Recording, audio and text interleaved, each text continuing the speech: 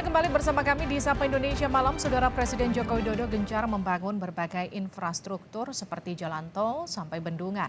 Jokowi memastikan pembangunan ini untuk mempermudah kegiatan masyarakat.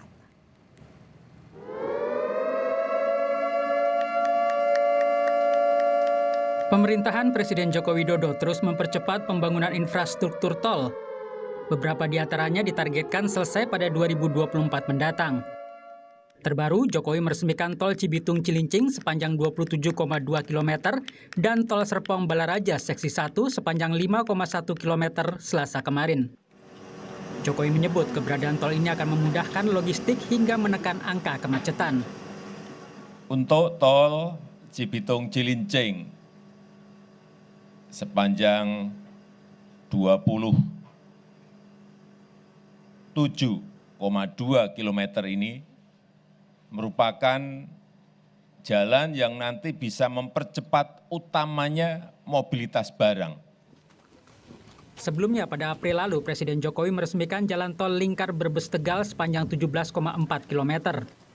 Ruas jalan tol ini sekaligus melengkapi struktur jaringan jalan nasional di pantai utara.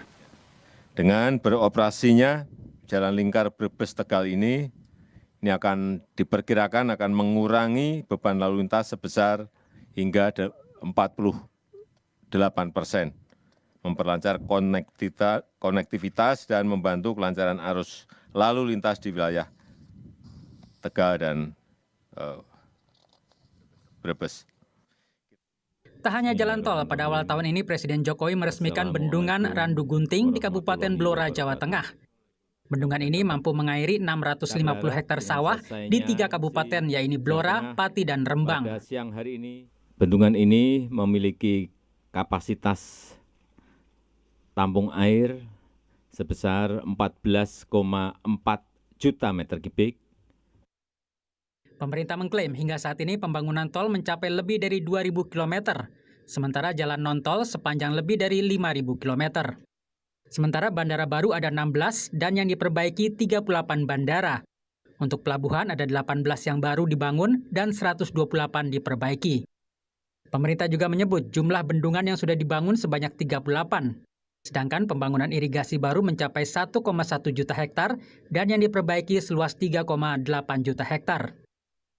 Pemerintah terus membangun berbagai mega proyek infrastruktur. Yang harus dipastikan pembangunan ini benar-benar bermanfaat dan tidak ada yang terbengkalai. Tim Liputan Kompas TV.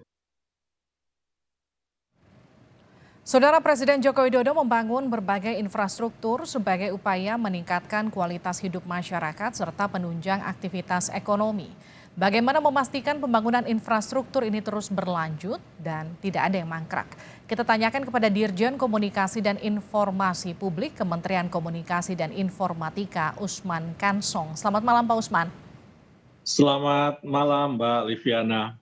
Pak Usman, kalau kita lihat capaian infrastruktur yang begitu masif belakangan ini, apa yang akan terus dikebut ke depan? Iya, saya kira pembangunan infrastruktur akan terus dilaksanakan oleh Presiden Jokowi hingga 2024 dan tentu saja kita berharap apa yang sudah dilakukan oleh Presiden Jokowi juga nanti diteruskan oleh presiden berikutnya, ya, karena kita sebagai bangsa, sebagai negara tentu saja sebuah proses pembangunan harus berkelanjutan, ya, misalnya di masa Presiden Susilo Bambang Yudhoyono, ya, dengan konteks tantangan dan peluangnya pada saat itu, pada 10 tahun pemerintahan beliau, telah berhasil membangun 189,2 km jalan tol, kemudian bandara 24 dan 14 bendungan, serta tentu saja berbagai infrastruktur lainnya. Dan kemudian Presiden Jokowi melanjutkan itu, ya, berkesinambungan, supaya berkesinambungan. Dan tadi seperti disampaikan di tayangan Kompas TV, bahwa hingga akhir tahun 2024 kita berharap ada 2.042 kilometer begitu, ya. Jadi memang ini sebuah keberlanjutan dan memang yang melanjutkan ya mestinya bisa membangun infrastruktur secara lebih baik, baik secara kuantitatif maupun kualitatif. Ya, tadi kalau jalan tol di masa Presiden SBY 189, di masa Presiden Jokowi 2000 ini kan ada peningkatan, ya memang seperti itu mestinya begitu. Baik, Pak Usman, lalu bagaimana memastikan pembangunan ini tidak hanya terjadi atau tidak hanya fokusnya di Jawa saja, tapi juga menyebar ke Sumatera, ke Kalimantan, kemudian juga ke Papua? Iya, itu menjadi komitmen pemerintahan Presiden Jokowi. Dengan konsep Indonesia sentris, saya kira kita memastikan ya bahwa pembangunan infrastruktur tidak Jawa sentris.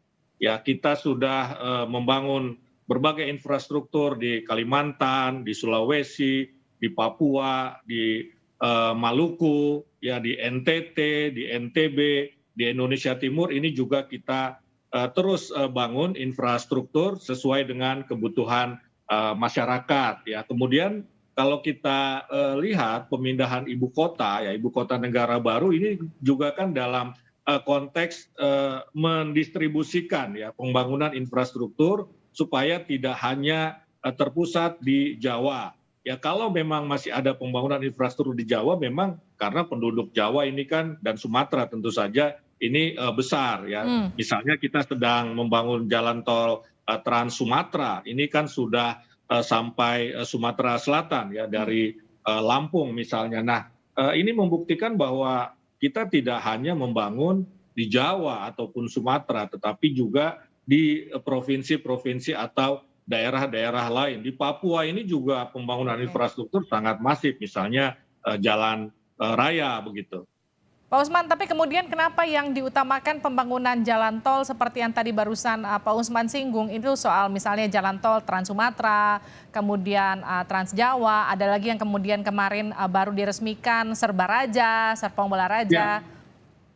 Ya, saya kira tidak juga ya jalan tol ini hanya bagian saja dari pembangunan infrastruktur. Walaupun kita juga harus memahami bahwa jalan tol ini menjadi infrastruktur yang barangkali bisa kita sampaikan paling utama begitu ya. Kalau kita lihat di negara-negara lain juga misalnya Tiongkok ya, sebuah negara yang juga luas.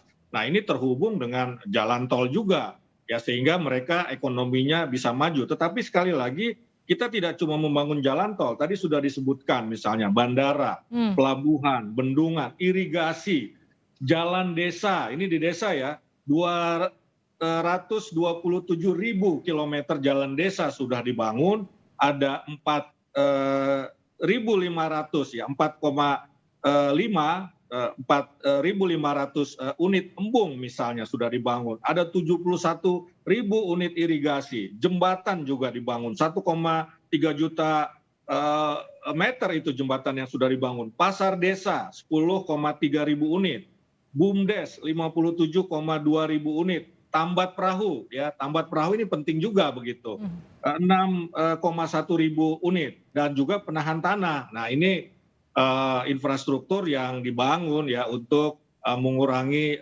longsor ya, ada 62,5 ribu unit. Jadi tidak semuanya terkonsentrasi di jalan tol. Air bersih itu 1,2 juta kilometer ya, itu yang sudah kita bangun, posyandu, PAUD, sumur, polindes, drainase, fasilitas olahraga, MCK juga ini kita bangun begitu. Oke, Pak Usman, di masa pemerintahan Presiden Jokowi kita nggak bisa menutup mata bahwa memang terjadi pembangunan infrastruktur secara besar-besaran. Yang jadi pertanyaan, apa yang kemudian mendorong pemerintahan Joko Widodo ini kemudian fokus pada pembangunan infrastruktur di masa pemerintahannya? Iya, jadi secara teoritis ya sejumlah pakar ini mengatakan bahwa struktur ya dan infrastruktur ya ini menentukan kemajuan suatu bangsa, ya akan menentukan kemajuan suatu bangsa dari dua sisi. Yang pertama dari sisi peradaban, yang kedua juga dari sisi ekonomi. Infrastruktur akan membentuk kultur, budaya ataupun peradaban. Sebagai contoh misalnya ketika kita membangun MRT sudah beroperasi, maka terbentuklah budaya tertib, budaya antri, budaya jalan kaki. Ya begitu juga ketika infrastruktur kereta api dibenahi, ya tidak ada lagi itu orang yang naik ke atap misalnya begitu. Nah jadi dia akan membentuk kultur, membentuk peradaban. Nah yang kedua tentu saja akan mendatangkan kemajuan ekonomi. Tadi dalam tayangan Presiden Jokowi mengatakan jalan tol itu sarana penting, misalnya untuk distribusi orang dan barang, misalnya begitu. Nah, untuk barang, ketika barang akan dijual, misalnya dari satu tempat ke tempat lain, ini memerlukan jalan tol, dan jalan tol ini akan mempercepat distribusi ya, sehingga ekonomi bisa maju begitu. Kalau kita lihat negara lain juga infrastruktur jalan tolnya bagus, maka ekonominya juga bagus. Tiongkok, Uni Eropa misalnya, bahkan jalan tolnya itu kan menghubungkan satu negara dengan negara lain di Eropa. Ekonomi mereka bagus begitu. Oke, Pak Usman, kalau kita bicara soal infrastruktur ke kultur yang tadi juga sempat Anda singgung, kalau kita bicara soal KRL yang kemarin, sekarang kalau kita lihat faktanya sudah banyak kemajuan, ada MRT, ada LRT, kemudian di Indonesia, bagaimana kemudian nanti proses dari perbaikan infrastruktur yang dilakukan pemerintah secara besar-besaran ini kemudian bisa dibawa menjadi satu kultur, kebiasaan, menjadi satu kebudayaan yang kemudian jadi hal yang bisa diterapkan sehari-hari. Artinya memindahkan mereka yang sekarang menggunakan kendaraan pribadi sehari-hari kemudian beralih menjadi transportasi umum karena infrastrukturnya kita sudah punya secara memadai begitu.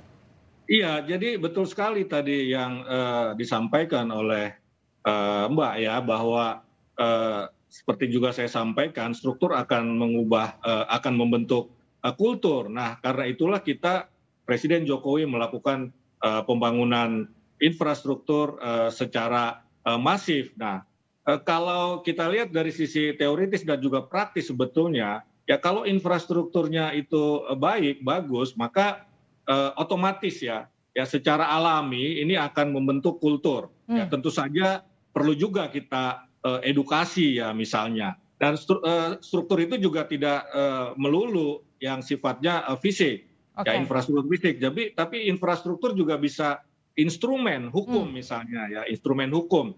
Nah, salah satu yang juga kita dorong adalah penegakan hukum ya, supaya muncul budaya tertib, budaya patuh misalnya begitu. Nah, ini harus dibarengi ya, tetapi yang utama memang adalah infrastruktur fisik ya, kemudian juga infrastruktur lainnya, penegakan hukum ya, atau payung hukumnya juga harus tersedia juga begitu. Oke, lalu bagaimana pemerintah melibatkan masyarakat sekitar dalam pembangunan infrastruktur yang dilakukan pemerintah secara besar-besaran ini? Nanti dijawabnya usai jeda ya Pak Usman di Sapa Indonesia Malam.